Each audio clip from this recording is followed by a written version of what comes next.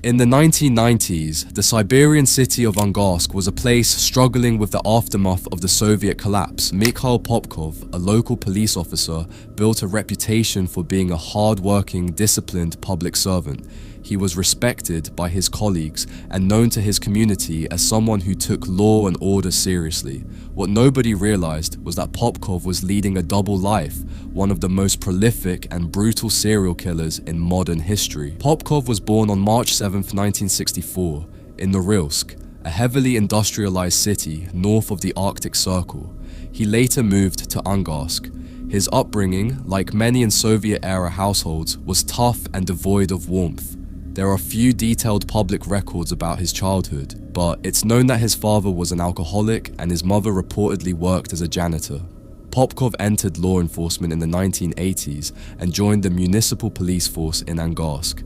He quickly became a familiar face in the community, routinely patrolling neighborhoods and taking pride in his uniform.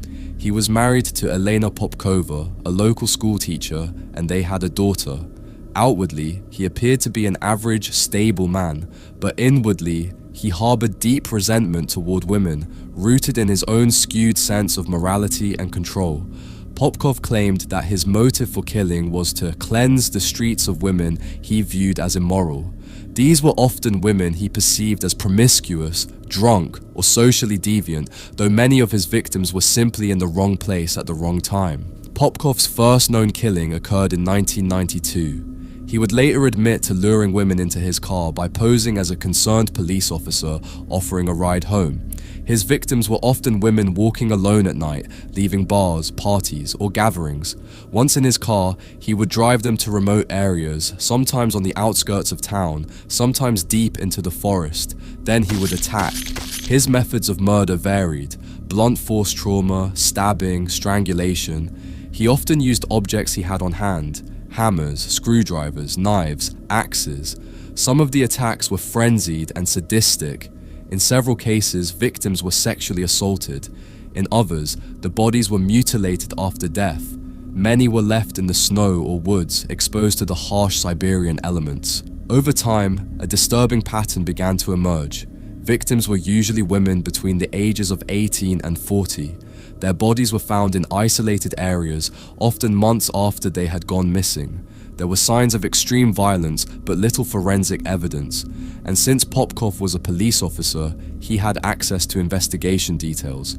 He knew how to avoid detection. For nearly a decade, from 1992 to the early 2000s, Popkov continued his killing spree undetected. In 2012, nearly 2 decades after the first murder, a breakthrough finally came, through DNA. Russia's criminal database had expanded significantly by then, and authorities were retesting evidence from unsolved cold cases.